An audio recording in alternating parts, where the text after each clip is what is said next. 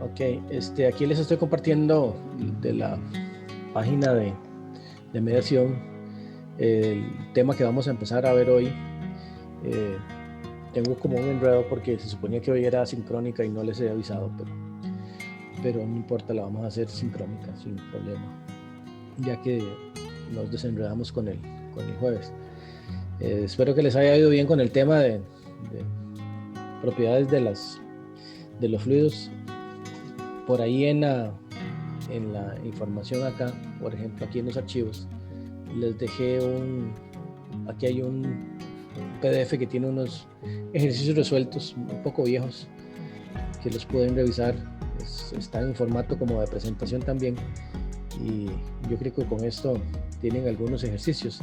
Además, también aquí como al puro final del sitio, voy a irme así para abajo, hay un apartado que trae ejercicios y exámenes viejos y enunciados. Aquí está el enunciado y la solución de la tarea 1 del primer semestre de 2017, que son ejercicios de propiedades de los fluidos y tal vez alguna otra cosa más. Y está el enunciado de la tarea del primer semestre del 2019 y la tarea del primer semestre del 2020.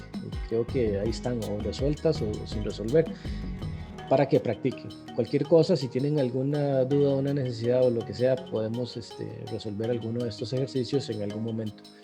Yo tal vez hoy no valga la pena todavía, no estamos todavía apurados, entonces ustedes ven que ahora les habilité aquí la lección número 3, que es la que corresponde a hoy, que es la primera parte de hidrostática. Yo lo divido en 3 partes, son como 3 grandes presentaciones y hay archivos y cosas y prácticas. Entonces el primer tema lo vamos a ver. Aquí tienen unos videos de lecciones. Esto es el primer semestre del 2020, o sea, hace ya bastante rato. El de semestre pasado no está. No, sí está aquí también. Entonces yo probablemente este archivo lo voy a pasar aquí abajo a las grabaciones viejas, y aquí voy a meter la lección que grabemos hoy, si es que lo ven necesario, que simplemente es como ir repitiendo. También les queda un cuestionario de práctica que lo pueden ir haciendo en cualquier momento, y algunos archivos que tienen que ver con información del tema de hidrostática. Entonces, si están todos de acuerdo, vamos a empezar con esta parte. Les recuerdo eso, que sí me gustaría que vean este enunciado de la tarea del primer semestre del 2019, como para que traten de resolverla. Y la próxima lección tal vez puedo evacuar dudas, pero traten de hacerla primero, que si la resuelvo yo no tiene mucha gracia, porque van a ir siguiéndome. La verdad es que prefiero que ustedes hagan el reto primero. Ok, y entonces vamos a seguir la presentación que está ahí, y la voy a ir tratando de hablar. El primer tema de hidrostática va a tratar sobre fuerzas en equilibrio y fuerzas hidráulicas, ¿verdad? Fuerzas de fluidos en equilibrio, o sea que no hay movimiento. Por lo menos el movimiento no es un movimiento del fluido, puede ser un movimiento de cuerpo libre, ¿verdad? En equilibrio. Okay. Entonces, la estática de fluidos va a tratar de problemas relacionados con fluidos en reposo. Por ejemplo, si ven ahí la figurilla que está aquí arriba, una gata hidráulica que sirve para levantar un carro, es un ejemplo de aplicación de fluidos en reposo. A pesar de que aquí hay un leve movimiento del fluido, en realidad el fluido se comporta como un cuerpo que no se mueve. Entonces vamos a hablar de equilibrio de fuerzas de los fluidos en reposo, y cuando se trata de líquidos, entonces se llama hidrostática, y cuando se trata de gases le llamamos aerostática. O sea, un avión volando está en movimiento, pero estáticamente, digamos, en equilibrio, lo que sube con el peso hacia abajo. Okay. En la estática de fluidos no se tiene movimiento relativo entre las capas adyacentes del fluido, es lo que yo les decía, como ¿verdad? Que no hay movimiento del fluido como tal, sino que todo el fluido se puede mover como uno solo. imagínense lo que es llevar agua en un cisterna, ¿verdad? Cuando ya el movimiento del cisterna se acomoda, digamos que el camión va con agua, todo el agua se va moviendo como si fuera un cuerpo rígido y no hay movimiento de una capa de agua con respecto a otra. Entonces vamos a considerar que aunque haya movimiento, ese movimiento no es del fluido relativo a sí mismo, sino del fluido relativo todo como una unidad relativo a otros cuerpos. ¿Okay? Entonces los temas que vamos a tratar aquí son equilibrio de fuerzas de campo gravitacional, o sea, ¿verdad? El peso con respecto a las fuerzas de flotación, presión sobre superficies sumergidas. Imagínense un cuerpo que está metido entre un fluido, el peso del fluido le ejerce una fuerza y la presión del agua ejerce fuerzas. De eso se trata el principio de Pascal. El principio de Pascal es algo tan simple como que a la misma altura, no importa cómo, con respecto a un nivel de superficie, siempre a la misma altura la presión va a ser la misma si estamos en un mismo fluido. Después vamos a ver flotabilidad, equilibrio sobre cuerpos flotantes y como sobre cuerpos sumergidos, y el principio de Arquímedes. No sé si se acuerdan del famoso principio de Arquímedes que salió chingo corriendo, ok, cuando lo descubrió. Ok, entonces vamos a tratar de seguir. El concepto de presión era algo muy, muy simple, digamos, que era algo como la fuerza dividida sobre un área sobre la cual está actuando. Pero eso también era el concepto de esfuerzo. Entonces, ¿por qué esfuerzo y presión, verdad? Porque el esfuerzo es un vector y la presión es la parte escalar. Entonces, la presión es un escalar. Aquí en la figurita lo que estamos tratando de ejemplificar es que no importa para dónde, siempre la presión va a actuar perpendicular a la cara, al área. En cambio, los esfuerzos no necesariamente son perpendiculares al área, sino que habría que hacer un producto cruz ahí. Entonces, la presión siempre es la fuerza dividida entre área. Las unidades de la presión son las mismas del esfuerzo, Newton entre metro cuadrado, y a eso se le llaman pascales. Si un Newton es muy pequeñito y un metro cuadrado es muy grande, entonces los pascales son muy chiquitillos. Entonces casi siempre hablamos de kilopascales o megapascales en la realidad. La presión atmosférica anda por el orden de 101.3 kilopascales. Entonces, imagínate, 101.000 pascales. Y nosotros si apenas la sentimos, estamos acostumbrados a vivir bajo esa presión, la atmosférica, que la podemos, ¿cómo se llama? La podemos nombrar con diferentes unidades. Nos gustan, bueno, a mí no sé si a ustedes los bares, ¿verdad? Un bar es una medida de presión, las atmósferas es una medida de presión, una atmósfera son 10 bares, más o menos. También podemos hablar de metros de columna de agua. Esto es una medida indirecta que tal vez la vamos a terminar de entender como a mitad del curso, pero nosotros podemos medir una presión como imaginándonos una columna de agua de 10 metros aplicada sobre un área muy pequeñita. No es tan fácil de entender ahora, pero después van a ver cuando hagamos la matemática de la ecuación de Bernoulli, vamos a encontrar que la presión es más fácil de entenderla con metros. Y en el sistema inglés hablábamos de libras por pulgada cuadrada, ¿ok? Pounds square inch. Y eso es una medida muy rara también. Entonces aquí hay unas cuantas comparaciones de unidades. Un bar es 10 a la 5 pascales, es 0.0 megapascales o 100 kilopascales. Una atmósfera, ¿verdad? Vean que son 10 veces esto, ¿verdad? 101.3 kilopascales o 101.325, 101.3 kilopascales, y un megapascal anda aproximadamente a 145 libras y un metro de columna de agua anda como por 9.81 kilopascales. Entonces estas unidades guárdenlas por ahí, las vamos a usar después para hacer conversiones de unidades. Yo por lo particular, cuando hablo de presión casi siempre hablo de metros de columna de agua, Y vean que los metros no es una medida de presión, pero es una medida comparativa. Después vamos a ver por qué sirve usar esto. ¿Okay? A esto le faltan más medidas, ¿verdad? Para convertir metros en newtons por metro cuadrado. ¿Okay? Ok, para ideas de cómo es una presión alta y qué es una presión baja, porque uno, si no ha hecho experiencia, digamos, podría decir, bueno, esto es mucha presión o qué es baja presión. Entonces, la presión que representa un pascal lo podemos pensar con esto. Si con la fuerza de un dedo, no sé si ustedes han tratado de cerrar la llave de chorro con el dedo para que no salga agua. Si usted puede lograr que la presión no le bote el dedo y el agua se quede ahí adentro, es porque la presión anda cerca o por debajo de las 5 libras. Si usted ya no puede sostenerlo, o sea, está más arriba de 5 libras. Y 5 libras de presión anda por 34.474 pascales, o sea, 34 kilopascales. O sea que uno tiene una fuerza en el dedo de sostener una presión de, yo creo que hasta 10, uno aguantaría hasta 10 libras, o sea, hasta 60.000 pascales.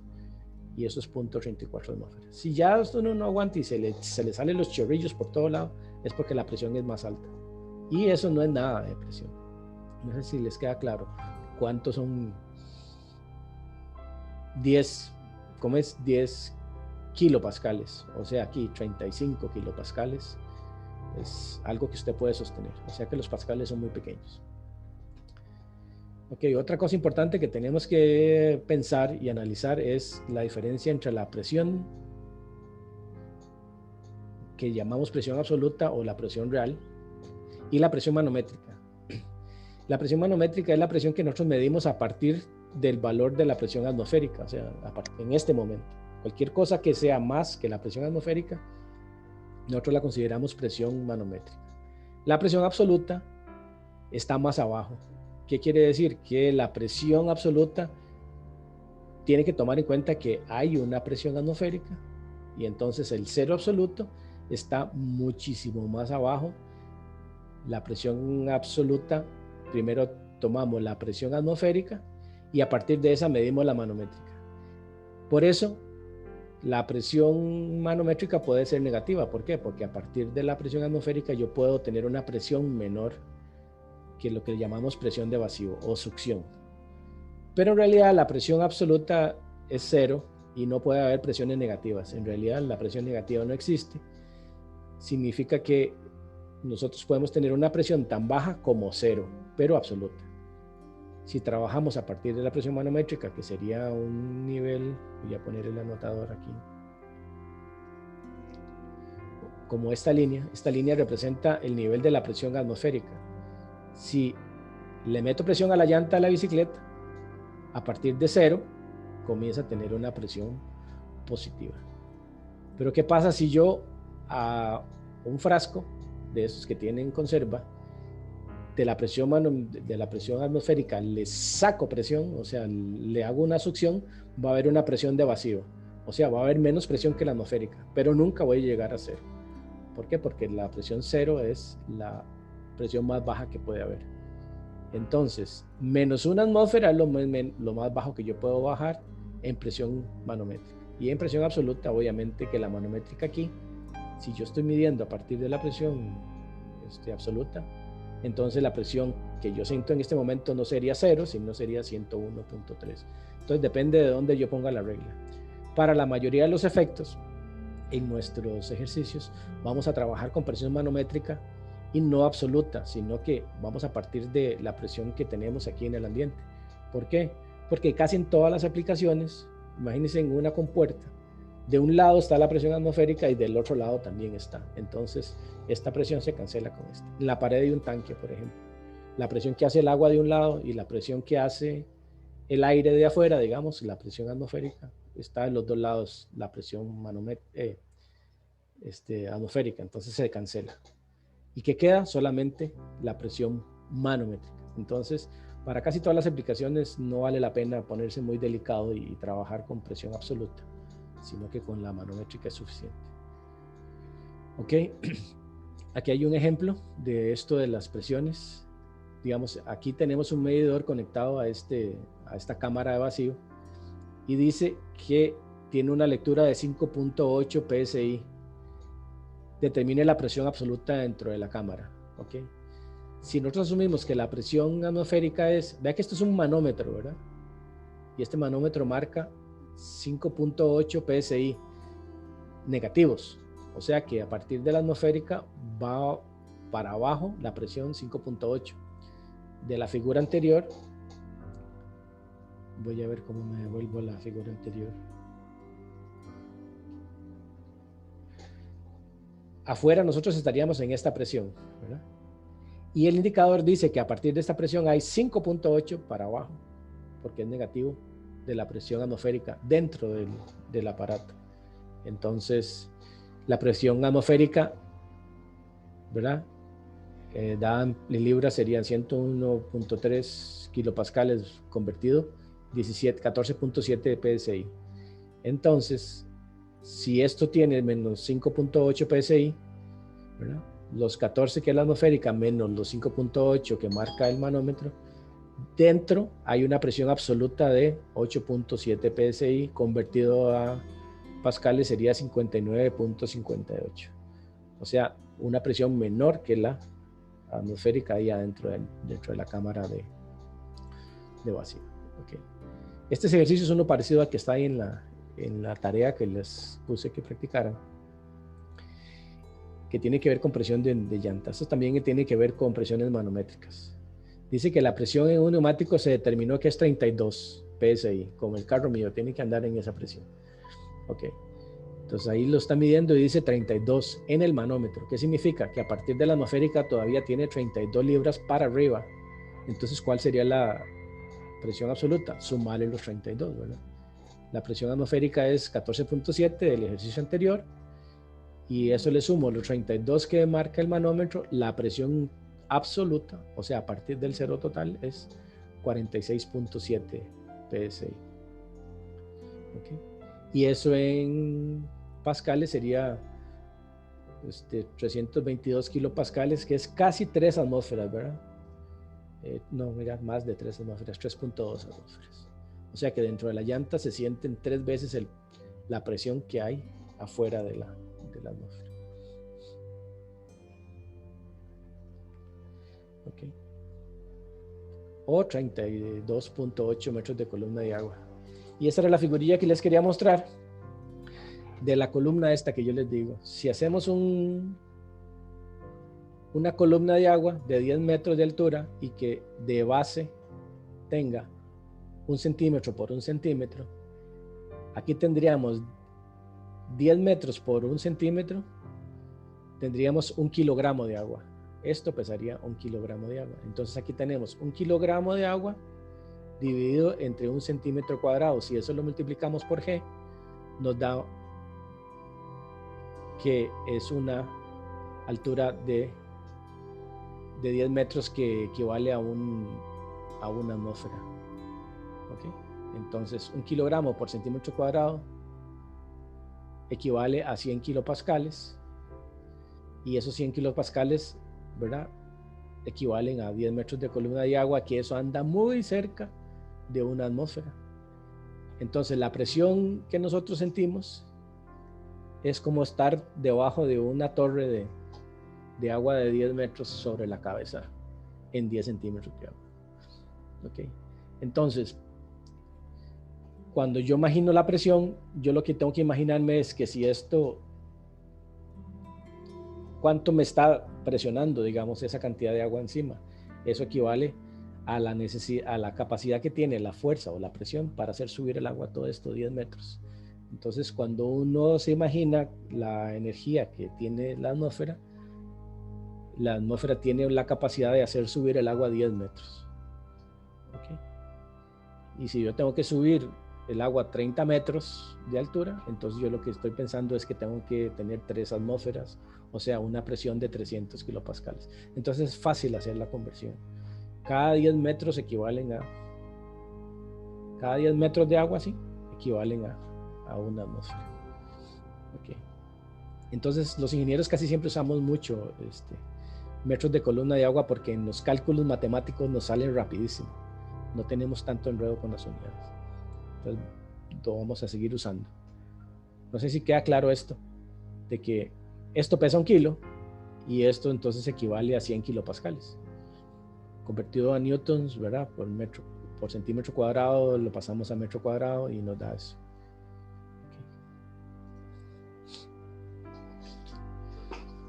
Ok, el tema de la presión es que resulta que la presión, no importa dónde se aplica en todas direcciones, en cada uno de los puntos. Y uno la siente solamente cuando tenemos un área que sea perpendicular para poder experimentar el efecto de la presión. Pero aunque la presión vaya en todas direcciones, ¿cuándo la siente uno la presión? Digamos, imagínense que ustedes están en alguna profundidad. Si ustedes están en alguna profundidad y hay un área y la ponen así, la presión se siente para allá. Si ponen el área así, se siente para acá. Si se está así, la presión se siente, no importa, y con la misma magnitud, no importa la dirección, siempre que esté en el mismo punto, a la misma altura. Ok, entonces la presión es un escalar, no es un vector, no importa la dirección, siempre es la misma en todas direcciones. Y eso es lo que quería decir aquí, la presión en un fluido es la misma en todas direcciones. Entonces vamos a considerar este diagrama de cuerpo libre.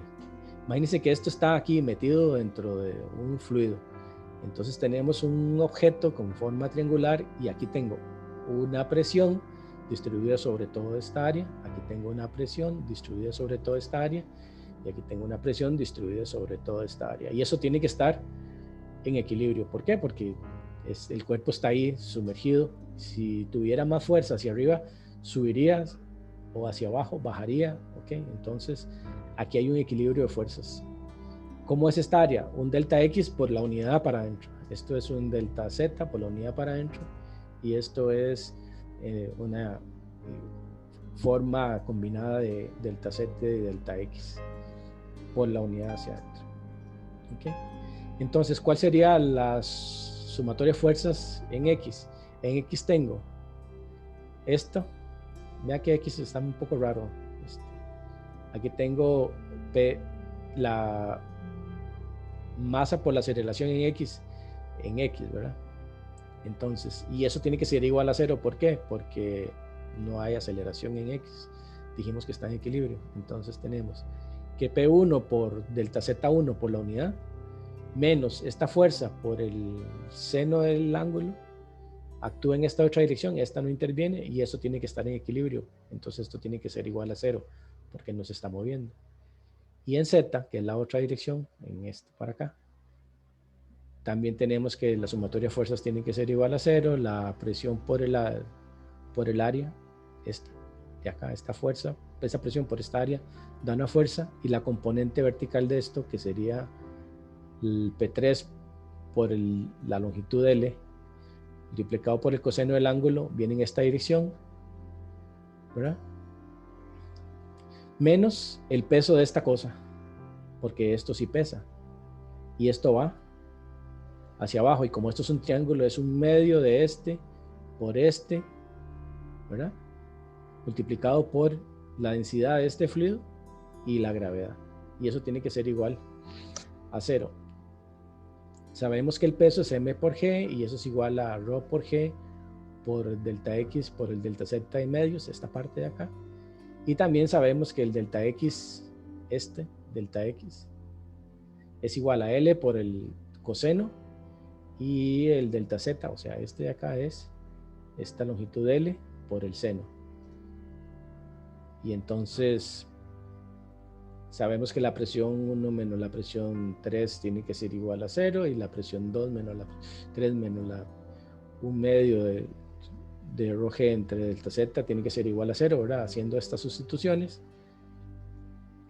Y resulta, al final de cuentas, que la P1 tiene que ser igual a P2 y tiene que ser igual a P3, o sea que es igual a 0. Entonces aquí queda demostrado que no importa en qué dirección apunte la presión siempre es la misma, no va a haber diferencia de si va para abajo o si va horizontal, sino en cualquier. Vean que esto es un punto, ¿verdad? En cualquier punto la presión siempre es la misma. Ahora, vamos a tratar de entender las ecuaciones de Euler de equilibrio. Y lo vamos a hacer por medio de un análisis ahí diferencial. Ok, aquí lo que quiero llegar a entender es que las fuerzas y las presiones en todas direcciones, ¿verdad?, tienen un componente que depende de las fuerzas gravitacionales a las cuales están sometidos. Ok, entonces, recuerden que hay un campo de aceleraciones. Imagínense que esto es un bloque de ¿cómo se llama? Un bloque de fluido que está sometido ahí a presiones y está en alguna parte sumergido ahí en el mar o en una piscina, donde sea. Esto es un punto.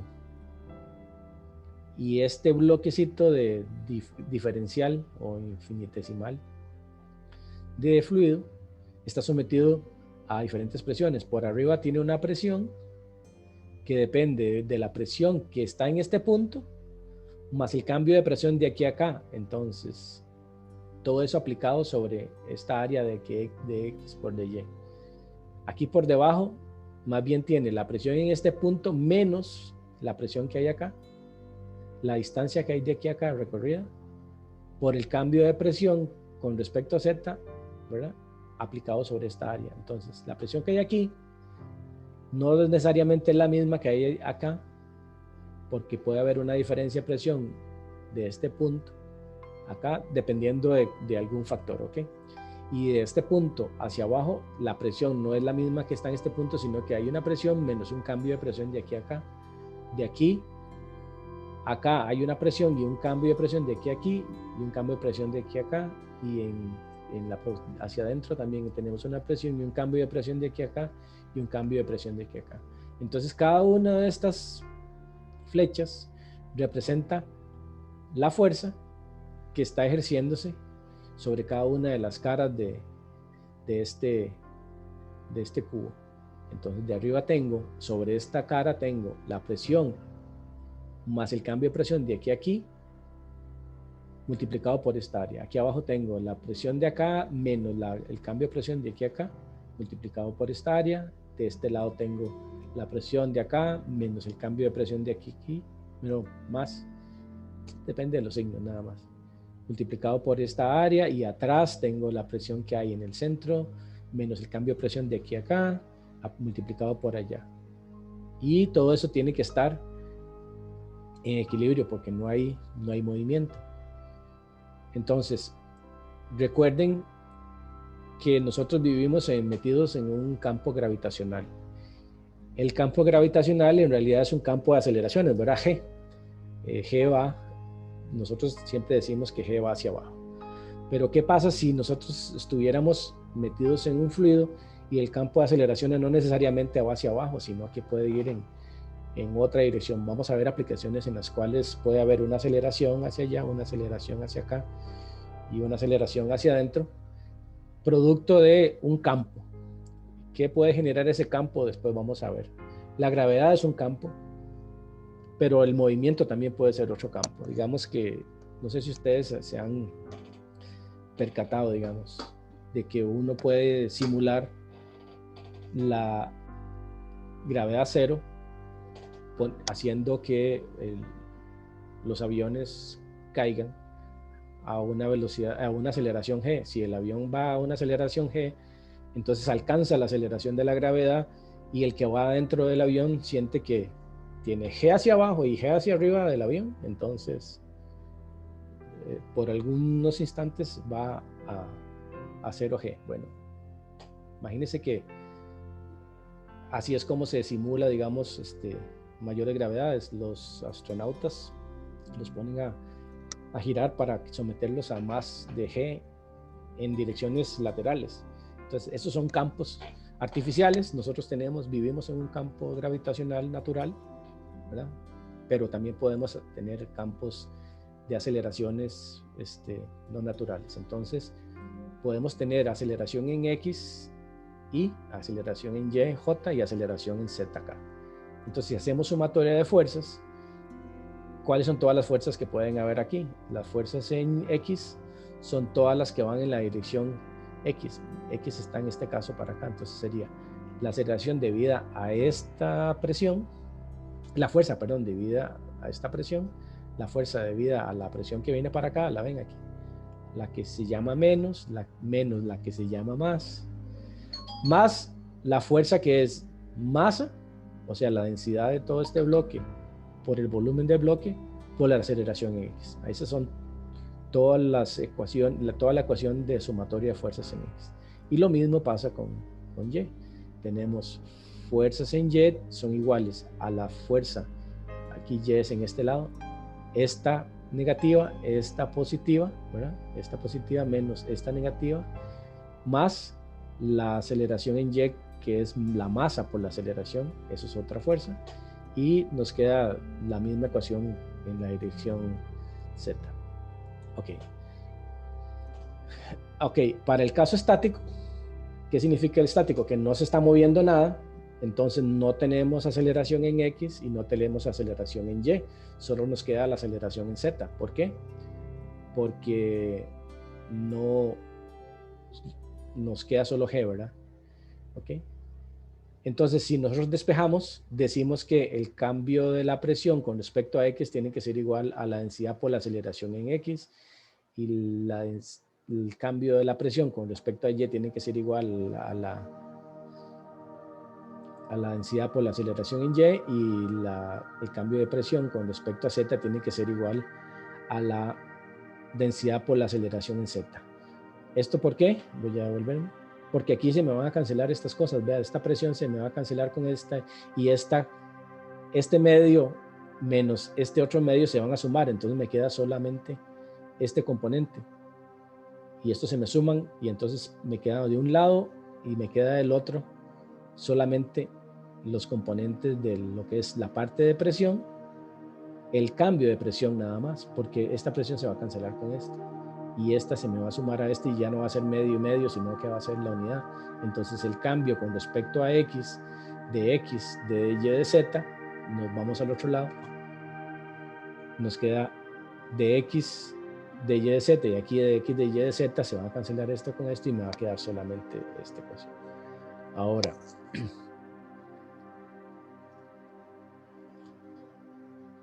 bueno, esas son las famosas ecuaciones de Euler. Dejémoslo en la parte diferencial, no nos vamos a meter a la parte integral, porque es lo mismo, es volverlo a repetir.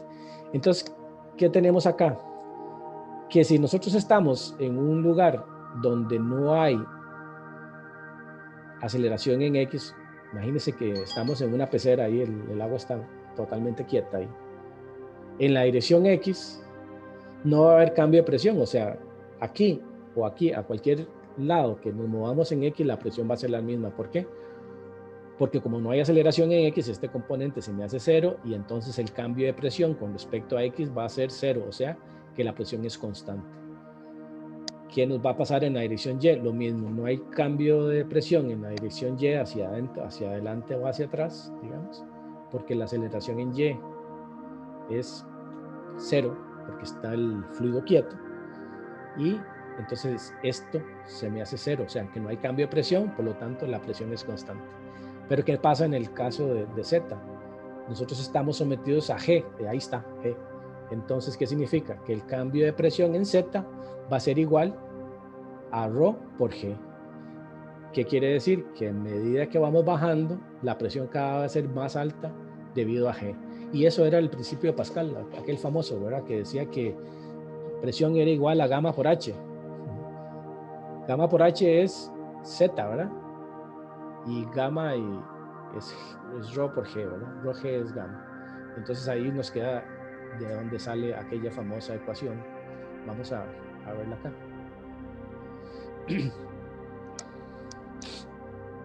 Estas son las mismas ecuaciones, pero en forma diferencial, ¿verdad? Que básicamente es la misma, solamente puesta diferente. Todas las fuerzas en X van a ser igual al cambio de presión con respecto a X dividido entre ρ. O sea, si yo paso ρ para acá, ya me quedaría esto convertido en G. Es exactamente la misma ecuación. Ok.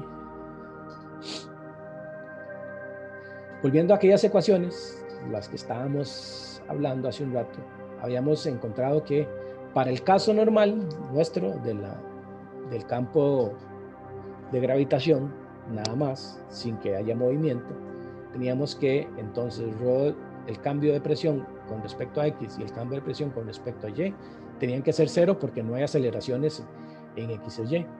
Pero ¿qué pasa con el cambio de presión en Z? El cambio de presión en Z, como es una variable única, no tenemos que analizarla por derivadas parciales. Podemos decir que el cambio de presión con respecto a Z de P de Z tiene que ser igual a menos ρ por G. ¿Por qué? Porque G es bueno, la aceleración en Z es menos G, ¿verdad? Va hacia abajo. Entonces, si integramos a los dos lados acá, bueno, si paso a multiplicar allá, me queda que el diferencial de presión es igual a menos ρ G de Z. Integro a los dos lados, entonces P, la presión es la integral del diferencial de presión, y esto si lo integro, ρ de G de Z, ρ digamos que es constante, la densidad del fluido es constante, no sé si vieron el ejercicio de práctica, allá en la fosa de las Marianas la densidad del agua sí aumenta un poquillo, pero para un fluido en un área así normal, la densidad digamos que es constante, y G también es una constante. Entonces salen de la integral, entonces nos queda que de Z va a quedar como Z más una constante. ¿Y esto qué es? Acabamos de encontrar la famosa ecuación de la hidrostática, que dice que esto puesto, digamos, ρ por G lo llamábamos gamma, ¿verdad? Lo vimos en la lección pasada. Si paso esto a dividir aquí por gamma, de este lado, me queda que presión entre gamma es igual a menos Z más una constante. Puesto de otra forma, bien bonito, nos queda que la altura, Z, más la presión entre gamma es una constante. Y ven, no sé si ya vieron aquí de dónde salió el asunto de que por qué medimos las presiones como alturas. Una altura más una presión entre gamma es una constante. O sea que las presiones y las alturas entre gamma son lo mismo. ¿Okay? Entonces yo puedo representar, y así es que lo hacemos, gracias a esta ecuación, las presiones como alturas. ¿Y qué significa esta ecuación de la hidrostática? Que la suma de la presión más la altura donde estoy midiendo el punto siempre tiene que ser una constante. Entonces, si yo estoy midiendo un punto, mido una altura y de ahí para arriba tiene que quedar pura presión. Si subo más, entonces tengo más altura pero menos presión. Si bajo más, tengo menos altura pero más presión. Y al final de cuentas, eso siempre es una constante, y esto es lo que llamamos el principio de Pascal, que siempre la altura más la presión es igual a una constante. Y aquí es donde está, digamos, explicada ya las ecuaciones de la aerostática en forma gráfica. Como digamos, estamos con un fluido aquí, las combinaciones de altura más presión para cualquier parte de este fluido son una constante. Por ejemplo, veamos el punto A. Para el punto A, la altura ZA más la presión en A, que es 0 porque es la atmosférica, digamos, en presión manométrica, es un valor que es igual a la altura que hay de aquí a aquí más la presión que hay de aquí a acá entre gamma. O sea que esto de aquí a aquí es un indicador de la presión, y eso tiene que ser igual a la altura que hay de aquí a aquí más la presión que está representada por esta altura, P entre gamma. Entonces, ¿qué quiere decir? Que si yo mido la presión en este otro punto, va a ser exactamente la misma presión que C. ¿Por qué? Porque está a la misma altura de aquí a acá, y por lo tanto de aquí a aquí tiene que ser la misma presión. ¿Okay? Y por lo tanto, entonces vamos a llegar a la conclusión de que si Z de A, que es puro Z, ¿verdad?, más la presión de A entre gamma tiene que ser igual a la Z de B más la presión de B entre gamma más la Z de C más P de C entre gamma, que es igual a C. Y en este caso C sería exactamente toda esta altura en metros o toda esta presión, como quieran verlo. Ahora, ¿cómo encuentro la presión en otro punto? La presión en cualquier punto es la presión de A, de un punto inicial, más el gamma por la altura la altura H es la diferencia entre los dos puntos que estoy analizando. Despejado esto al revés, yo puedo encontrar la diferencia de presión entre dos puntos como gamma por la diferencia de altura entre los dos puntos. Y esto es el principio de Pascal. ¿Qué dice el principio de Pascal? Que la presión del fluido no varía en forma horizontal, o sea, de aquí para allá la presión no cambia, pero de aquí para acá la presión va en aumento, lo cual se ve con esta gráfica triangular. Aquí abajo la presión es así, aquí la presión es de aquí a aquí, aquí la presión es de aquí a aquí, y en el puro borde la presión es 0, manométrica, ¿verdad? Si tomamos la presión absoluta, le tenemos que sumar la constante que es la atmosférica aquí. Entonces, ¿ok? Para obtener la relación entre la profundidad y la presión, hay que hacer un análisis. Digamos que agarremos este bloque. Aquí arriba tenemos una presión que es la presión a esta altura multiplicada por toda esta área. Aquí abajo la presión es mucho más alta.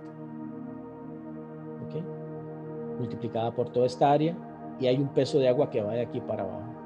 De este lado tenemos que la presión va aumentando, pero se cancela con la presión de este otro lado que es exactamente igual. Entonces, si hacemos sumatorios de fuerzas en Z, tenemos que eso tiene que ser igual a la masa por la aceleración en Z, y en Z no tenemos aceleración, solo tenemos G, ¿verdad? Recuerden. Entonces, tenemos que P2 por toda esta área de aquí abajo, que es delta X, menos P1 por toda esta área de aquí arriba, que es delta X, menos el peso de esto, que es rho G, que es las características del material, ¿verdad? Multiplicado por el volumen. Todo eso tiene que ser igual a 0. El peso, habíamos dicho que era M por G, por lo tanto rho por G, por eso tiene que ser igual a delta X por delta Z. Y entonces, recordando que la presión, el cambio de presión de aquí a acá es P2 menos P1, eso tiene que ser igual a rho por G por delta Z. ¿Y qué es rho por G? Gamma. O sea, por lo tanto, gamma por delta Z es la diferencia de presión de aquí a aquí, tomando en cuenta que delta Z es la diferencia de altura de aquí a acá, que era lo que habíamos encontrado la vez pasada. ¿Okay? La diferencia de presión entre dos puntos de un fluido cuya densidad es constante es proporcional a la profundidad delta Z y es proporcional a la densidad. Para un fluido determinado usualmente se utiliza la distancia vertical como medida de presión y se le llama carga de presión, que era lo que les decía yo, que era más fácil de pensar en presiones como la cantidad de agua que hay para arriba haciendo presión, que tratando de entender qué significa un megapascal o un kilopascal.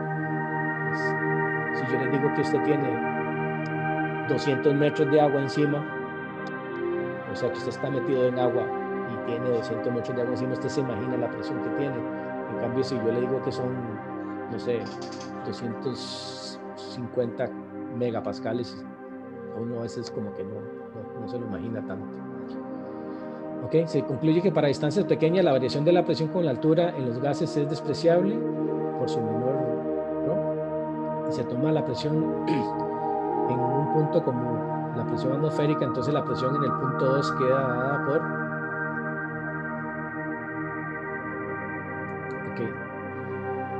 si yo tengo la presión en un punto, es la atmosférica, entonces la presión en el punto 2 es rho por G por H.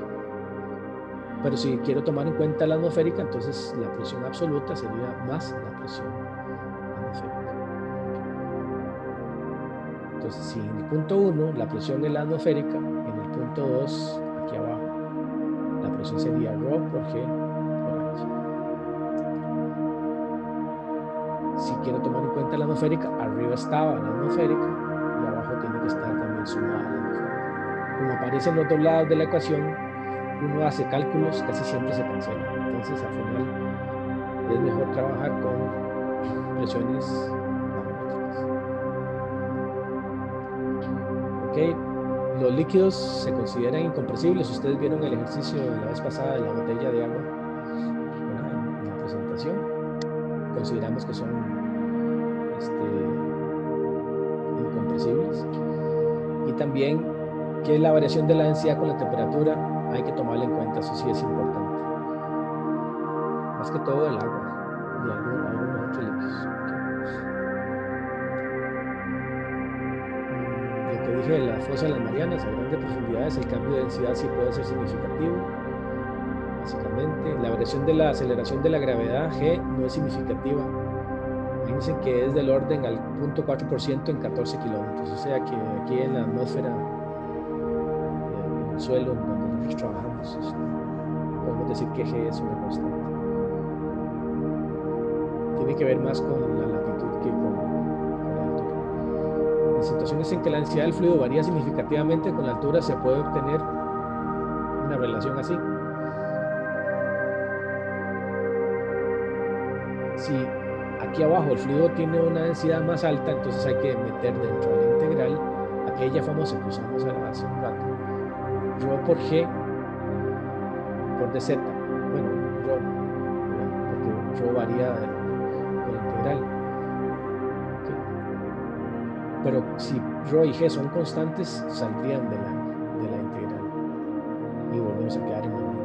¿Okay? Básicamente casi nunca trabajamos con densidades variables. Probablemente ustedes no tengan que hacerlo casi que nunca. No se me ocurre ahorita un ejercicio ni una aplicación en la que la densidad, el cambio de la densidad sea importante. Por lo menos en las fotografías. Hay un ejercicio ahí, el de la llanta, se los voy a poner ahora, que está en la tarea del primer semestre del 2019. Aquel efecto de que cuando uno anda en carro y anda mucho rato y la llanta tiene un huequillo, al calentarse la llanta aumenta la presión, pero el volumen no puede aumentar. Entonces, al aumentar la presión, aumenta la cantidad de fuga y en algún momento la presión se va a estabilizar. Cuando la llanta se enfría, baja el volumen, o sea que la llanta va a quedar baja. Y uno dice, qué raro. Hasta que llegué a la casa, se desinfló el carro. Y no, es que el aire estaba muy caliente, usted no se había dado cuenta. Cuando el aire se enfría, pierde volumen y ahí es donde la llanta quedó desinflada. Entonces, eso es un ejercicio de la tarea que son aplicaciones de la vida real que uno dice, ya entendí por dónde anda la cosa. Esta ecuación es importante. Si un fluido se puede considerar un gas ideal en reposo a temperatura constante, entonces la presión con respecto a la altura varía. Recuerden aquella ecuación que vieron ustedes en el apartado anterior, que decía que hay una relación entre la presión y la densidad en cualquier punto, tiene que ser igual a la relación que hay entre la presión y densidad en un punto inicial. Entonces, si en la Tierra, aquí, digamos, a nivel del mar, y tenemos que hay una presión y una densidad de gas del aire, a medida que yo me voy levantando de altura, voy a tener un cambio de presión porque voy subiendo, baja la presión, entonces la densidad del fluido también tiene que cambiar. ¿Okay? Y esto significa que el cambio de presión varía con la altura. Entonces, si en los gases ya no es un fluido, no es un líquido, sino un gas, el cambio de altura tiene que ser igual al menos la presión inicial entre G por la densidad inicial multiplicado por el cambio de la presión dividido entre la presión en ese punto. Si eso lo integramos a los dos lados, vamos a tener que el cambio de elevación va a corresponder con un cambio en las presiones y las densidades.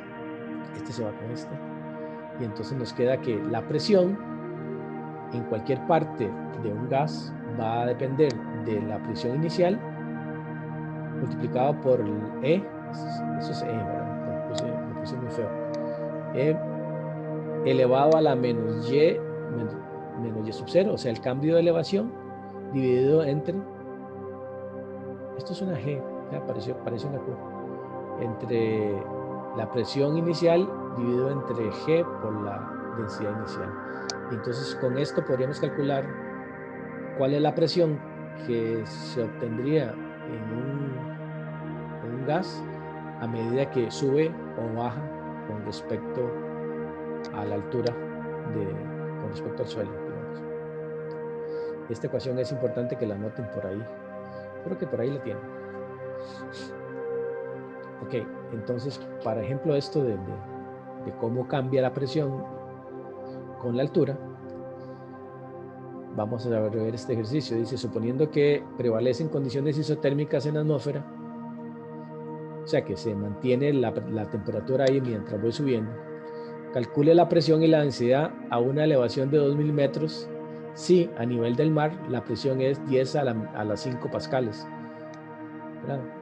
Esto es el valor aquel de redondeado. O sea, 100 kilopascales. Sí, 100 kilopascales. Y la densidad es 1.24 kilogramos por metro cúbico. Este valor también hay que medio memorizarlo.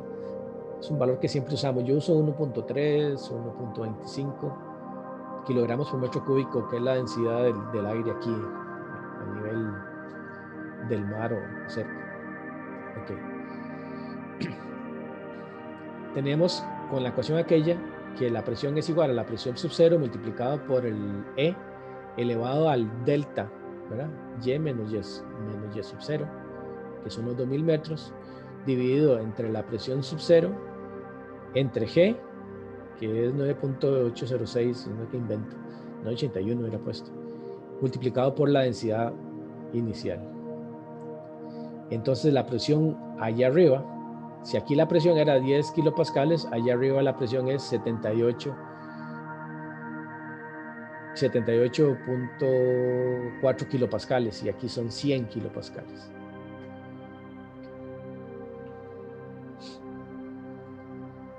O sea que a medida que vamos subiendo la presión va bajando. Okay, ¿qué pasa con la densidad? Simplemente utilizar aquella ecuación que vimos anteriormente que decía que la densidad P entre ρ es igual a P entre ρ entre ρ sub 0. Entonces, despejado esto, nos queda que la densidad es igual a la densidad sub 0 entre la presión inicial multiplicado por la nueva presión, los 1.24 kilogramos por metro cúbico, multiplicado por estos 78.400 entre los 1000, que son los iniciales, ¿verdad? Entonces ahí arriba la densidad es 0.972. Aquí me falta un signo, porque es 78.4 kilopascales y aquí son 10 a la 5. Aquí me faltaron ceros abajo, pero me quedo bien el número. Ok, me hacía preguntas aquí. Después de esto, hoy la presentación es así un poco aburrida. La próxima hacemos ejercicios y vamos a ir un poquillo más tranquilos. Ok, con respecto a la ley de Pascal, ya lo habíamos discutido, ¿verdad? La ley de Pascal era que la presión en un fluido es independiente de la forma del recipiente. La presión solamente varía con la altura y la presión en todos los puntos a la misma altura es la misma. Y este principio fue publicado por este señor Simon Stevin. ¿Por qué de Pascal le puso? No sé, no tengo idea. Entonces, no importando la forma que tenga el fluido, a la misma altura, o sea, en A, en B, en C, en D, en E y en G, la presión es la misma. Uno podría pensar, bueno, es que aquí tengo una cantidad de agua encima, aquí tengo una cantidad de agua encima, pero aquí, en algún otro punto, yo aquí veo que estoy como debajo de esta pared aquí, entonces no tengo tanta agua encima, tengo menos, pero no importa, lo único que importa es la altura que hay. Si aquí la pared tuviera otra forma, que me hubiera gustado más hacer una cosa así. si la pared tuviera una forma así, ahí en Eiffel sería lo mismo. No, yo tengo toda esta agua pegando sobre esta pared, uno podría pensar, y no me está aplastando acá porque está aplastando esta pared y esto. Estoy como metido aquí debajo, protegido de esta presión, ¿no? Pero lo importante es que la altura de aquí a acá es la misma y esta presión depende de toda esta altura siempre que haya conexión. No importa la forma del recipiente. En esta figura, aquí abajo, tengo que este punto H y este punto I están a la misma altura. Sin embargo, a partir de aquí para acá tengo otro fluido diferente. Entonces, de aquí a para abajo, las condiciones cambiaron. Entonces, hasta este punto de aquí, la presión es la misma en los dos lados. Pero a partir de aquí para abajo, como esto tiene más densidad porque es mercurio, la presión aquí aumenta más rápido porque Rho es más grande. Entonces aquí la presión es más alta a pesar de que están a la misma altura. Y de eso se trata todo el principio de Pascal. Entonces, entender que la presión es la misma, no importando cómo tenga esto la forma del recipiente. Imagínense que aquí todo esto estuviera metido debajo de una plataforma aquí, así, y que el agua hace así, da vuelta por aquí.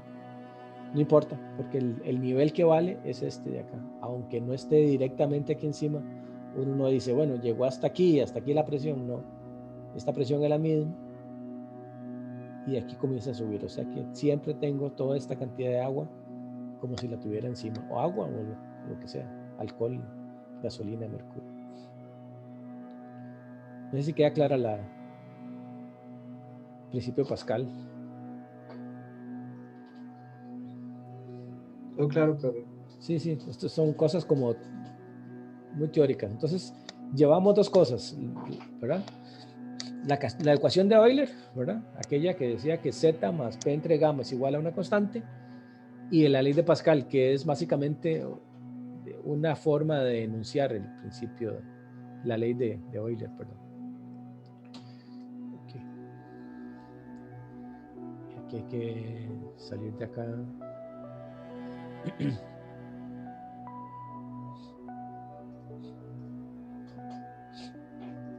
Ok, esa pregunta se contestó ahí. Una consecuencia de que la presión permanezca constante en la dirección horizontal es la ley de Pascal. Se le dio en honor a Blaise Pascal. La presión aplicada a un fluido confinado aumenta la presión en su extensión la misma cantidad, que era lo que yo les decía. Si el fluido estuviera metido ahí dentro de una cueva, no importa. O sea, lo que importa es el nivel último del agua mientras esté conectada. Okay, Pascal sabía que la fuerza aplicada a un fluido es proporcional al área superficial. O sea que fuerza por área, presión por área es igual a fuerza, o al revés, ¿verdad? Que en aquella ocasión. Se pueden conectar dos cilindros hidráulicos de áreas diferentes con el resultado de que el mayor generará una mayor fuerza a la aplicada en el pequeño. Y esto es el principio de la palanca hidráulica o el gato hidráulico, ¿verdad? Que si yo tengo dos cilindros pequeñitos, si aquí tengo un área pequeña, le aplico una fuerza multiplicada por un área pequeña, obtengo dividida, entre un área pequeña tengo una presión. Esa presión va a ser la misma acá, pero como es la misma presión, si aquí la aplico sobre un área grande, aquí la fuerza va a ser mucho más grande. Entonces, por eso es que uno puede levantar un carro con una gata. ¿Por qué? Porque uno hace fuerzas pequeñas en áreas muy pequeñas, produciendo presiones muy altas. Entre más pequeña sea esta área, mayor es la presión, y entre mayor sea la presión, multiplicada por toda esta otra área, voy a obtener una presión muchísimo más alta. Hay un mecanismo en las válvulas hidráulicas que usamos para regular presiones que tiene que ver con este principio de aplicar presiones pequeñitas en áreas grandes para poder hacer mover cosas hidráulicamente. Este es el principio de la gata hidráulica. La relación de las fuerzas es proporcional a las áreas. Y eso es lo que expliqué aquí. La presión 1 y la presión 2 es la misma. Como la fuerza 1 entre el área 1 tiene que ser igual a la fuerza 2 entre el área 2 porque son las presiones, entonces me queda esta relación de áreas, o lo que me queda es esta ecuación, que la fuerza 2 va a ser igual a la fuerza 1 multiplicada por la diferencia entre áreas. Perdón, la relación entre áreas. Como el área 2 es muchísimo más grande que este va a ser un factor multiplicador y la fuerza 2 siempre va a ser mucho mayor que la fuerza 1. Si esta área es 10 veces más grande que esta, entonces la fuerza 2 va a ser 10 veces más grande que la otra. Por eso cuando uno mete el freno en el carro, la manguerita que lleva la presión es una manguerita muy chiquitita, delgaditita. Entonces uno con el pie hace una fuerza grandísima. Y esa fuerza es amplificada por una bomba, ¿sí? Que entra una presión pequeñita y la bomba lo que hace es utilizar un disco más grande para producir una fuerza de frenado muchísimo más alta. Entonces básicamente es esto mismo. Y así es que se multiplica la fuerza, digamos, para frenar.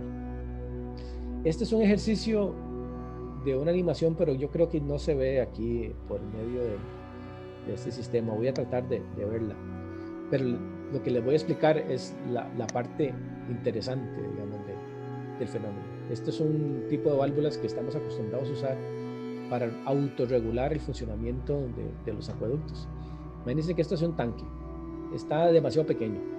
Los tanques normalmente aquí en este país, por lo menos en San José, el más pequeño es de 1000 metros cúbicos. Y tenemos tan grandes como de 16,000 a 20,000 metros cúbicos. 20,000 metros cúbicos son 20 millones de litros de agua. Entonces no sé si ustedes se imaginan que es un metro cúbico, ¿verdad? No tienen idea. Yo sé que sí tienen idea de que es un metro cúbico, pero que sí tienen idea de cuánta agua es, porque es que a veces uno tiende a menospreciar eso. 1 metro por 1 metro por 1 metro de agua. Son 1000 litros, ¿no? 1000 litros.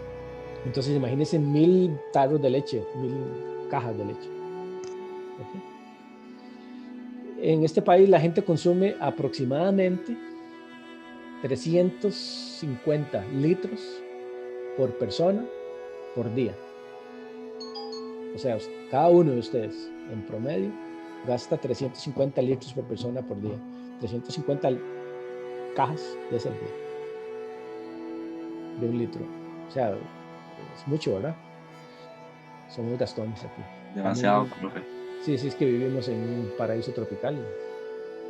En Jordania gastan 14 litros por persona por día. O sea, la gente casi no gasta agua, porque no hay. En Alemania gastan 180 litros por persona por día porque la sociedad es así muy estricta.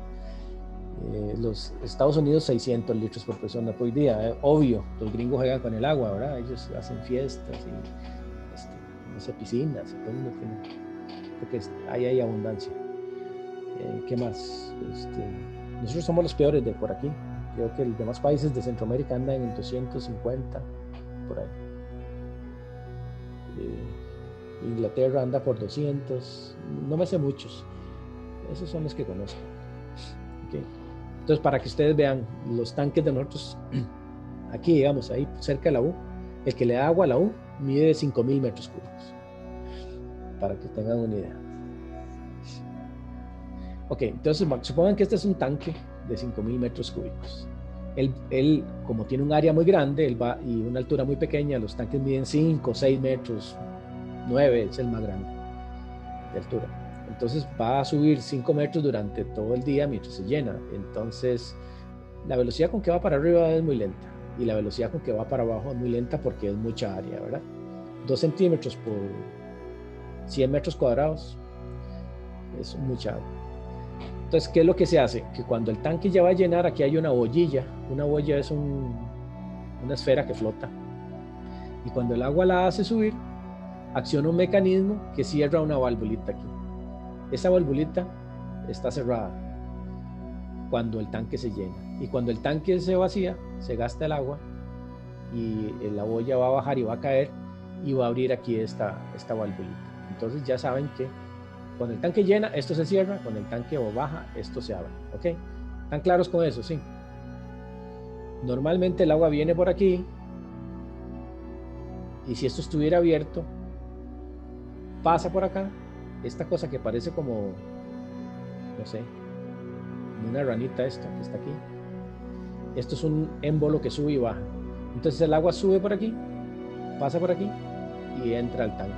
Si estuviera abierta, en este dibujo está cerrada. ¿Ok?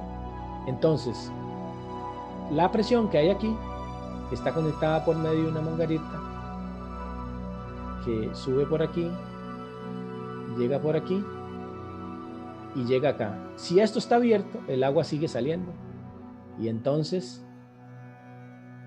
sigue saliendo. ¿Qué pasa cuando esto se cierra? Cuando esto, no, sale por aquí, ¿verdad? Aquí les estoy mintiendo, por aquí sale. Pero ¿qué pasa cuando esto se cierra? Ya no sale por aquí el agua, sino que es forzada a devolverse por aquí, pasa por aquí y se mete a esta cámara de arriba y comienza a llenar esta cámara.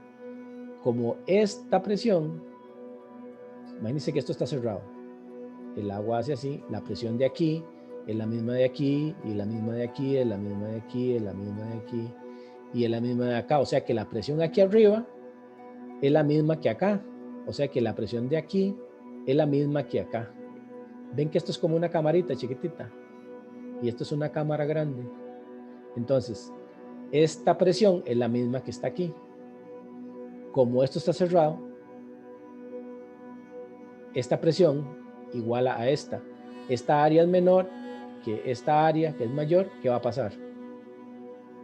¿Para dónde va la fuerza?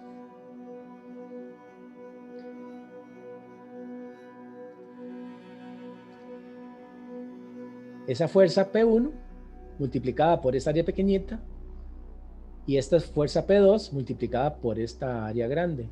Si esto está cerrado y las dos presiones son la misma, la válvula se cierra. Pero ¿qué pasa cuando esta boya cae? El agua hace así y sale por aquí y toda esta agua que estaba aquí se devuelve y también sale por aquí. Aquí queda la presión cero, aquí hay una presión multiplicada por esta y esto ¡pum!, se abre. Entonces no tiene que haber nadie ahí esperando a que el tanque se llene o que se vacíe para abrir o cerrar la válvula. Se hace automático. ¿Cómo? Utilizando el principio de Pascal. No sé si les queda más o menos claro. Voy a ver si la animación se ve. Que es que ya, eso es un video con Adobe Flash y ustedes saben que Adobe Flash lo mataron, ¿verdad? Ya no lo puedo ver. Voy a tratar de conseguirles el video en otro tipo de animación que yo tenía.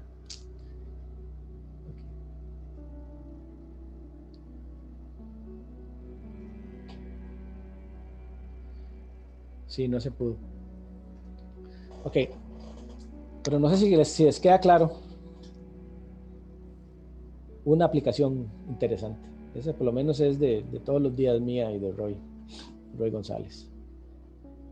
Las válvulas, tenemos en el acueducto metropolitano aproximadamente 120 tanques. Y todos tienen un mecanismo como esto, no tendríamos tiempo de mover el personal para abrir y cerrar y evitar rebalses. Sí, señor, ¿quién me iba a preguntar algo? Yo, Anthony. profe, por lo general, el nivel del agua en los tanques se mantiene constante, o sea, hay bastante diferencia entre cuando se abre o se cierra la válvula. No, el nivel de los tanques debe cambiar completamente una vez al día. O sea, ¿por qué? Hay un asunto que se llama la curva de demanda. La curva de demanda es que la gente consume el agua típicamente en ciertas horas y en ciertas horas no consume. Por ejemplo, de 10 de la noche a 4 de la mañana la demanda baja un montón porque la gente está casi toda durmiendo. A partir de las 4 de la mañana comienza la gente a consumir y el pico más alto, digamos, es como entre 7, 8 o 9 o a veces 6 de la mañana dependiendo del pueblo, digamos. Los pueblos muy pueblo, que la gente tiene actividades muy tempranas, ¿verdad? Como donde hay mucha agricultura y eso, entonces se levantan más temprano. Los muy ciudad, como San José Centro, digamos, es como más hacia las 9 cuando abren las oficinas y eso. Pero más o menos hay un pico. Después hacia mediodía baja haciendo un piquillo ahí a las 12 del día, vuelve a bajar y hay otro pico como entre 5 y 6 de la tarde. Entonces, ¿qué pasa? Que el tanque algunas horas va llenándose porque le entra más agua de la que sale. Imagínense que aquí la producción de agua, o sea, la cantidad de agua que viene para el tanque es la misma todo el tiempo, porque las plantas, las bombas y los pozos dan un caudal constante. Entonces, para eso está el tanque, para que cuando la gente está durmiendo, el tanque se va llenando, se va llenando, se va llenando, se va llenando. Y cuando la gente comienza a demandar, comienza a salirle agua al tanque. ¿Cuánto sale? Más de la que le está entrando. ¿Por qué? Porque la producción es promedio todo el día, la demanda es en picos. Entonces el tanque tiene que hacer llenar durante la noche, vaciar durante el día, volver a llenar durante la siguiente noche, vaciar durante el día. ¿Qué es lo que hace la boya? Ya es simplemente garantizar de que cuando está llenando no rebalse. ¿Ok? Porque si rebalsa hay otros problemas, ¿verdad? El agua que se rebalsa del tanque va por unas tuberías, siempre a algunas no sé, fuentes de desagüe, casi siempre va a dar a la calle o a los tragantes o lo que sea y causa daño. Entonces hay que evitar a toda costa de que haya rebalse. Cuando no se puede evitar, no se puede evitar, ¿verdad? Porque si algo falla o lo que sea. Pero la idea es que ese comportamiento tiene que ser diario. Y entonces ahí es donde viene la parte de operación. Bueno, entonces si la válvula se cerró, aquí esto se cierra, la presión comienza a aumentar, ¿verdad? Y comienza a devolverse el agua para otro lado. Y entonces probablemente rebalse en la planta. Entonces en la planta tienen que bajar la producción o apagar bombas o qué sé yo.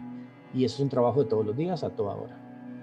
Pero ir a cerrar la entrada al tanque no, o sea, es automático porque lo hacen ese tipo de válvulas. En este país, en la parte, por lo menos nosotros en AIA, aquí en el acueducto metropolitano tenemos, no sé, aproximadamente 600 o tal vez más de estas válvulas instaladas que están todo el día, abre y cierre, dependiendo de la presión que tenga arriba y la presión que tenga abajo. Y eso después lo van a ver en algún curso de hidráulica o de diseño, pero todo esto, digamos, es el principio de la hidrostática. La misma presión arriba y la misma presión abajo, entonces hacemos este disco más grande para que se cierre. ¿Y cómo hago para que la presión de aquí pueda abrir? Le quito la presión. Entonces, presión contra nada, abre. Dos presiones iguales, cierra. Y si yo lo quisiera regular, ¿qué pasaría si yo aquí dejo salir un chorrito de agua? Pero no toda, sino un poquitín. Podría ser que esto quede como medio entreabierto y medio entrecerrado, ¿verdad?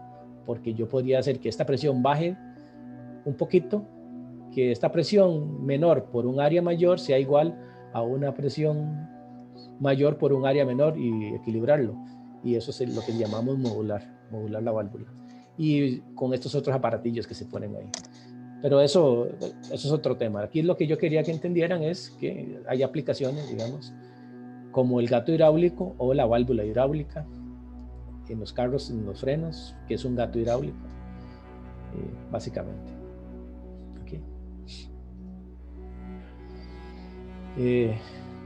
Básicamente es esto, ¿verdad? Las válvulas, además, no sé si ven que tiene un resortillo aquí. La presión tiene que ser más de 3 metros de columna de agua para que pueda abrir. Okay. Por culpa de este resortillo. Este resortillo da más o menos 3 metros de columna de agua. Porque si no se abriría sola. Si no hay presión. Ok. ¿Preguntas de lo anterior? Pues si no, para seguir.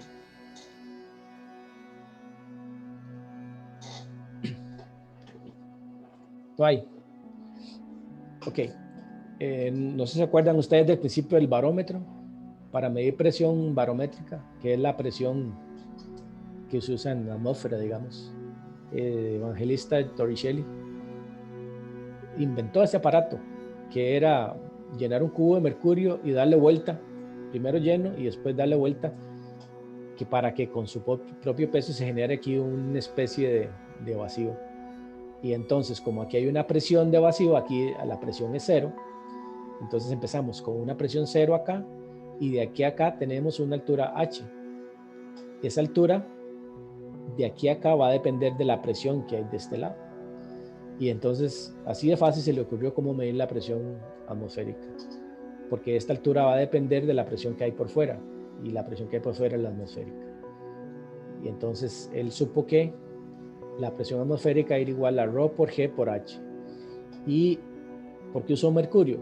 Porque como el ρ del mercurio es 13.6 veces más grande, ustedes vieron, ¿verdad? El ejercicio que hicimos la vez pasada, más pesado que el agua, 13.5 veces, entonces la altura del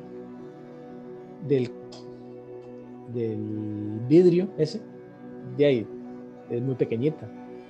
¿Cuánto es la presión atmosférica? ¿Se acuerdan? 10 metros, ¿verdad? Si hubiéramos hecho un barómetro de agua, el tubo tiene que tener más de 10 metros de altura. Entonces, si lo dividimos entre 13.5, aquí tengo mi calculadora,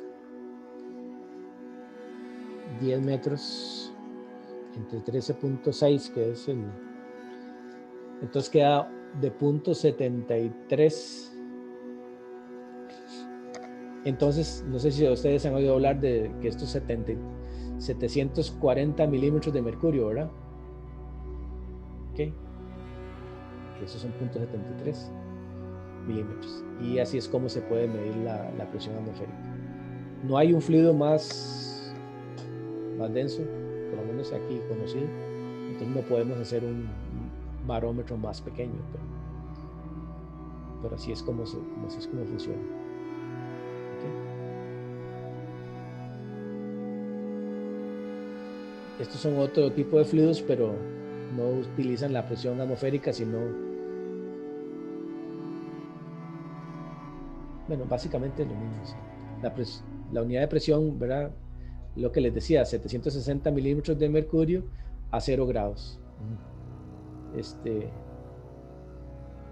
1300, ¿cómo es? 13.595 kilogramos por metro cúbico. Eso es la densidad del mercurio. Okay.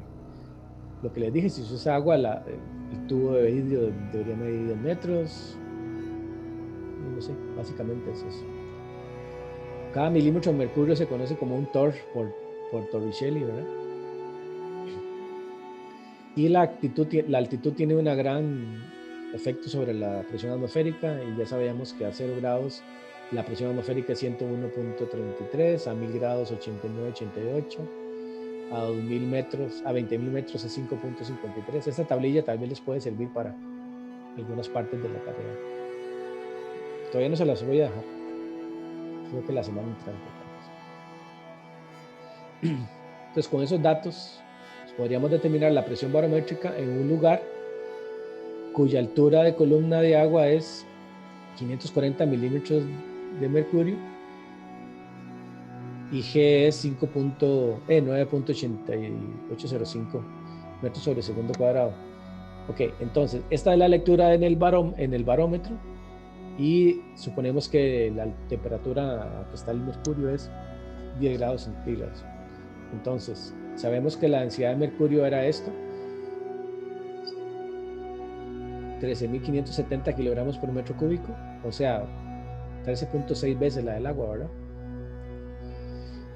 La presión atmosférica es ρ por G por H, entonces ρ, que es la densidad del fluido, por G por 0.740 metros, que son 740 milímetros, eso me da que la presión atmosférica es 98.5 kilopascales. Revisando de la tabla, yo podría saber a qué altura estamos, ¿verdad? Porque vean, 1000 metros es 89.88 y 2000 metros 79.50. Vamos a ver aquí. 98. O sea, es como 500 metros sobre el nivel del mar, este lugar. Lo podemos interpolar ahí.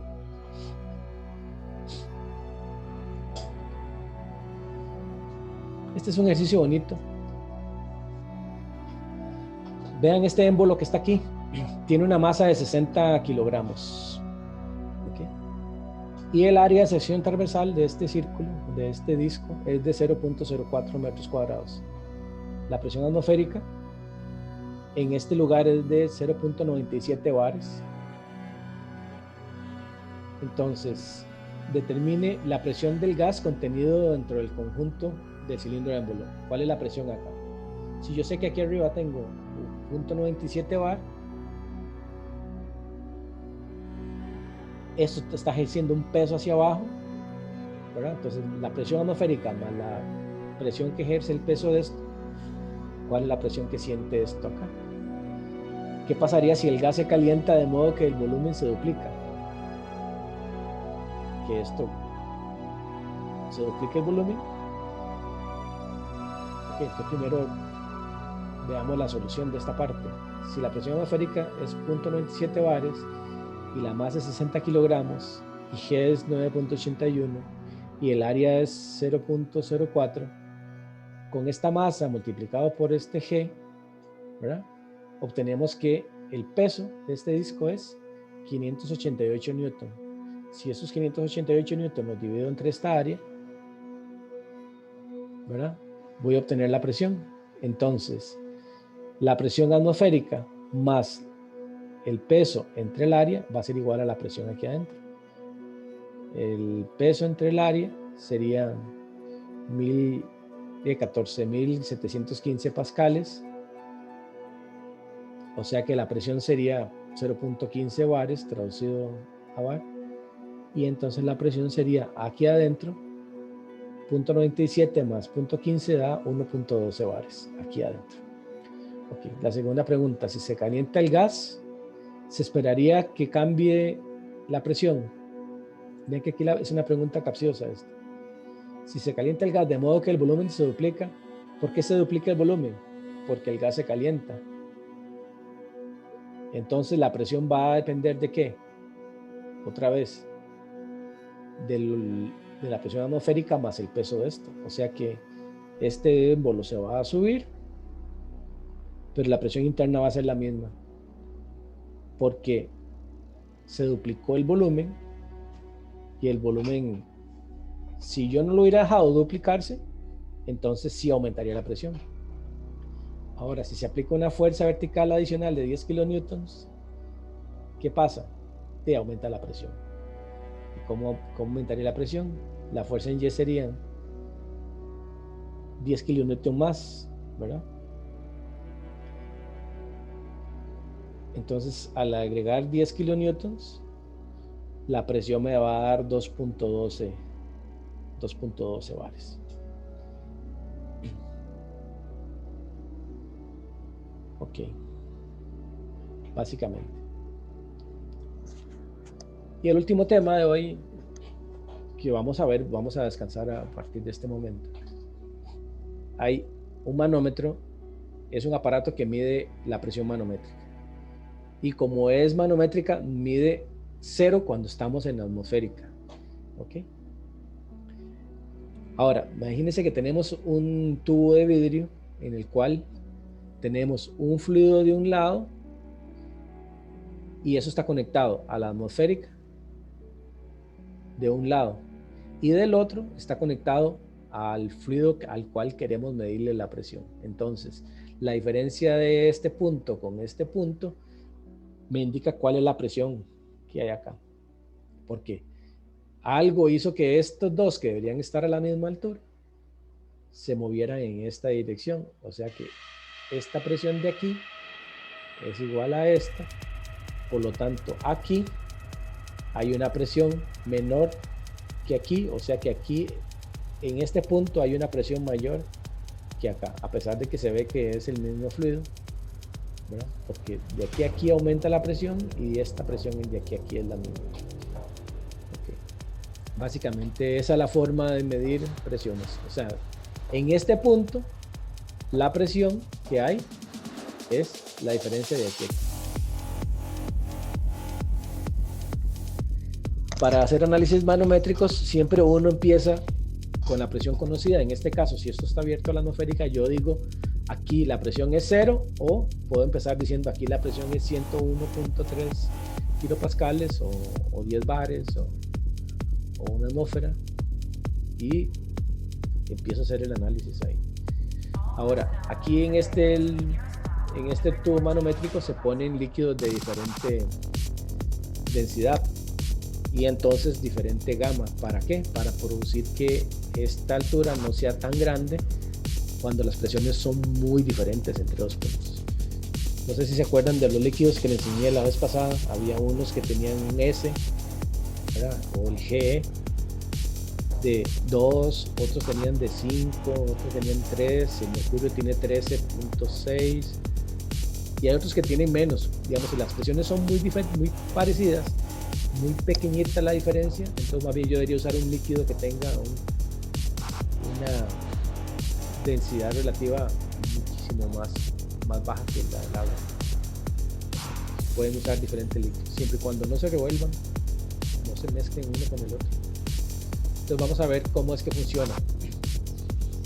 Supongamos que hay una caja aquí con un gas que está a una presión, porque los gases siempre están metidos dentro de un contenedor a una presión.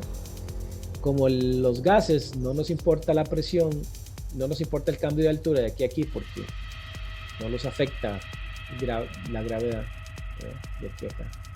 Entonces toda esta presión es la misma. Por lo tanto, la presión en este gas es la misma aquí y es la misma acá. En el punto 1 podemos medir la presión de todo este gas.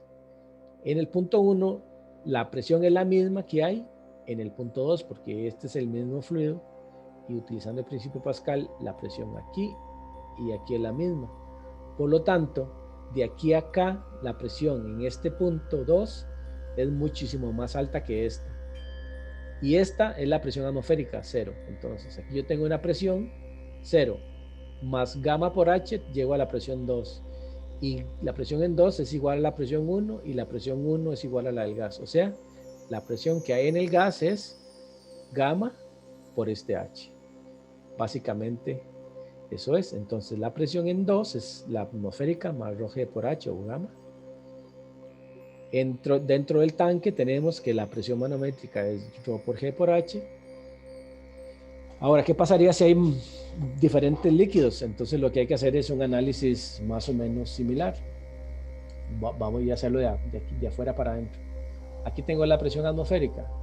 En el punto 2, la presión es la atmosférica. En el punto 3 tengo rho por G por H de mercurio, ¿verdad? Rho del mercurio por G por H. En este punto la presión es la misma que este porque sigue siendo mercurio. A eso le tengo que restar de aquí a acá porque voy para arriba, más bien en lugar de ir bajando, voy subiendo.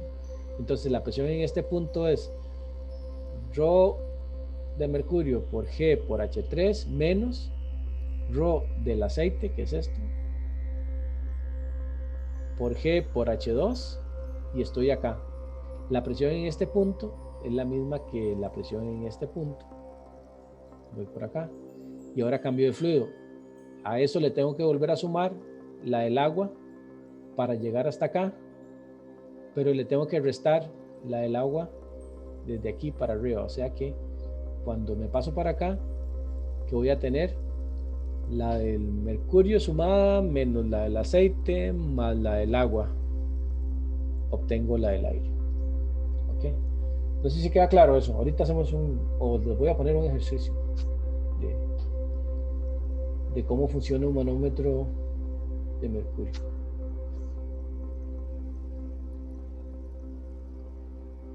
Qué raro, me fui mucho para adelante. Ok. Hay diferentes tipos de manómetros.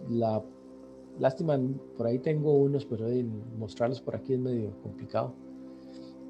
Hay unos manómetros que son hechos de aceite. Aquí la presión lo que hace es mover unos resortes ahí adentro que están metidos entre aceite. Y esto marca la presión. Hay unos digitales que funcionan con algún tipo de mecanismos ahí. Y esto funciona con un potenciómetro, que es como el volumen del radio, aquellos radios viejos. Ustedes ahora solo digitales, ¿verdad? O sea, bueno. Y esto es un aparato que mide también presiones. Ninguno de estos mide perfectamente porque son mediciones indirectas, ¿verdad? No miden la presión exactamente. sino lo que miden es, no sé, una fuerza de un resorte o una membrana que se mueve ahí, una membrana que sube y se lleva en un potenciómetro y cambia la resistencia, y esto lo que marca es la variación en la resistencia del fluido. Vamos a hacer un ejercicio y esto es lo último ya. Dice, se usa un manómetro para medir la presión en un tanque. Este es un tanque que tiene un fluido, es el mismo aquel. El fluido manométrico tiene un G de 0.85. Esto es un aceite, pareciera. Más liviano que el agua. Y se sabe que la altura de la columna esta es 55 centímetros desde aquí, donde empieza el aceite, hasta donde subió acá. Y se sabe que la presión atmosférica es 96 kilopascales allá afuera, determina la presión absoluta y manométrica aquí adentro de este fluido. Entonces yo sé que la densidad de este fluido es igual a la gravedad específica por la densidad del agua, que sería 0.85 por 1000 kilogramos por metro cúbico, sería 850 kilogramos por metro cúbico. Esa es la densidad de este aceite. La presión manométrica sería, en este punto, sería la presión de acá, que es la atmosférica, más ρ por G por H. 850 kilogramos por metro cúbico, que es ρ, por G, que es 9.81, por H, que es 0.55. Todo tiene que estar en unidades congruentes. Esto da 4.6 kilogramos de kilopascales, perdón. 4.6 kilopascales manométrico. Si nos queremos decir la presión absoluta, le tenemos que sumar la atmosférica, que son 96, dice aquí, 96 kilopascales, más 4.6 da 100.6 kilopascales la presión. Okay. Si hubiera sido el fluido manométrico mercurio, la presión hubiera sido altísima, ¿verdad? Porque son 0.55 por un valor muy grande. Okay. Hubiera sido 73.4 y en total sería 169. Muchísimo más alto. Entonces, la medición aquí depende del tipo de fluido que estemos usando. Y esta, simplemente lo vamos a analizar así rápido. Dice, un tanque hidroneumático se presuriza agua con aire. Entonces, la presión aquí en este borde va a depender de la presión del aire. La presión atmosférica es 85.6 kilopascales. Si H1, son 10 centímetros, H2 son 20 centímetros y H3 son 35 centímetros, determine la presión en el aire aquí.